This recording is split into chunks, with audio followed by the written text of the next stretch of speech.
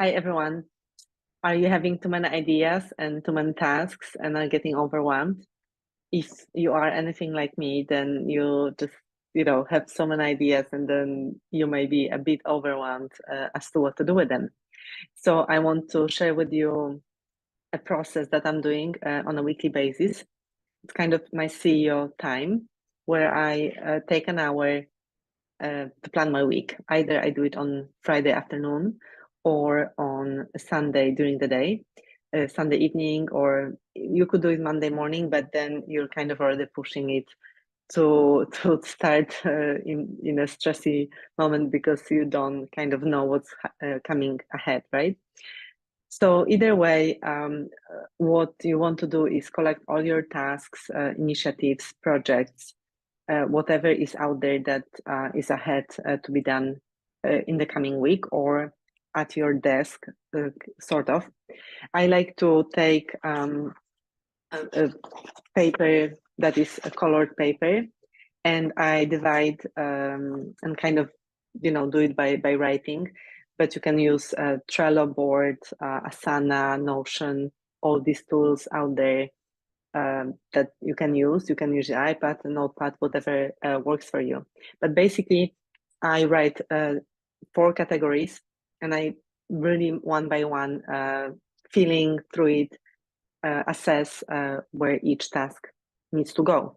So these are, you probably heard of them. It's urgent and important, not urgent and important, not important, urgent, and not important and not urgent. So the last one, obviously, you want to just eliminate. And the other three, if something is urgent and important, you obviously want to take care of it first. And you may need to think, how will you delegate that in the future? Because that may become really bottleneck, right? Then not urgent but important. That's where you really should be spending most of your time as a head of the company or a department, where you think of those more strategic things so that they don't become urgent, right? So you kind of plan them ahead and you attend to them. If not, they will become urgent and important. So you want to kind of look at them and make sure that you take the time to work on them as well. If something is urgent and not important, those are those kind of fake fires that maybe your team comes to you and they go like, oh my god, this is happening. And there's this urgency that is not yours. Actually, often it's someone else's urgency, or there is no urgency at all. It's just the way that someone cannot manage their time. So to assess that at first may be hard because there's a little bit of emotion in it, right? There's already the energy of the urgency. So usually we get triggered immediately to go after it. But if you kind of review your week, you can clearly see that something is not important at all. And when it's just urgent but not important, you want to see how to delegate it, automate it, or eliminate it overall, right? So again, once you segregate them, you want to look freshly. What do you need to do yourself? So keep. What do you delegate? Even if you now have to do it, record Loom video, do the training, whatever you need to do to delegate it in the future, automate it or eliminate it. There's also another way to really help with the overwhelm. Every morning, then throughout the week, every morning, you kind of connect to where you're going, you connect to your vision, you take a few moments to yourself, and you look at what are the six most important things today that I need to take, just 6, and you only focus on those, and everything else gets kind of in the line, right, in the queue. And at the end of the day, if you don't manage to do 6, that's fine. You just move them to the next day, and next day in the morning you assess it again. So you don't just look at it as the backlog. You just look again freshly and see what are now 6 most important things for me to take care of. Because sometimes the tasks are not valid anymore. Sometimes maybe someone took care of them. So really every day you want to take a look freshly.